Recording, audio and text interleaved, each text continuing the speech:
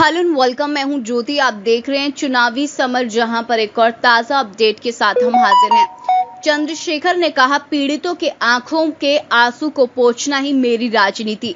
उत्तर प्रदेश में जिस तरह से योगी राज में अपराध और अपराधियों का बोलबाला होता हुआ नजर आ रहा है, उसको देखते हुए चंद्रशेखर आजाद रावण ने योगी सरकार के खिलाफ मोर्चा खोल दिया है। आपको बता दें कि उत्तर प्रदेश में दलितों की हत्या, रेप और अन्य मामलों को लेकर पीड़ित परिवारों से मिलने आजाद समाज पार्टी के राष्ट्रीय अध्यक्ष चंद्रशेखर आजाद रावण अलीगढ़ गए। इस बीच मीडिया से बात करते हुए चंद्रशेखर आजाद ने कहा कि न्याय देना तो सरकार का काम है। उन्होंने कहा कि आप ये समझ लें कि राज्य में कानून व्यवस्था बदहाल है।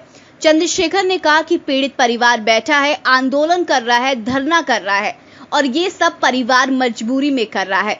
उन्होंने कहा कि प्रशासन के की बजाय धमका रहे हैं। चंद्रशेखर आजाद रावण ने ये कहा कि ये गुंडों की सरकार है, इसमें न्याय की उम्मीद नहीं है। उन्होंने कहा कि दलित पलायन की स्थिति में है, वहीं अलीगढ़ में सैकड़ों की संख्या में घटनाएं हुई हैं।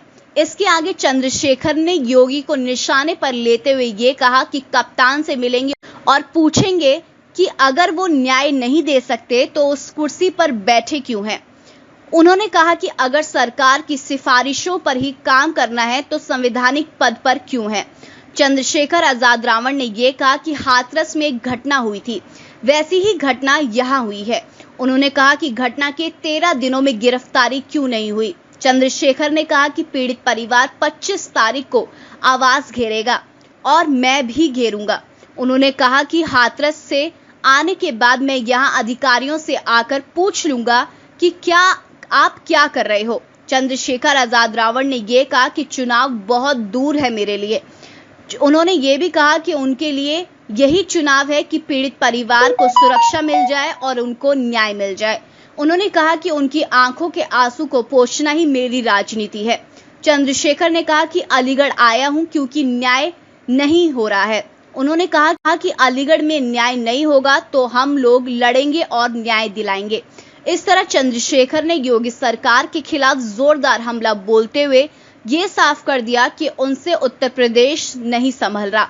स्थिति यह है कि दलित न्याय मांगने के लिए धरना प्रदर्शन कर रहे हैं, लेकिन सरकार उन्हें न्याय देने की बजाय प्रशासनिक अधिकारियों से धमकी दिलवाने में काम कर रही है।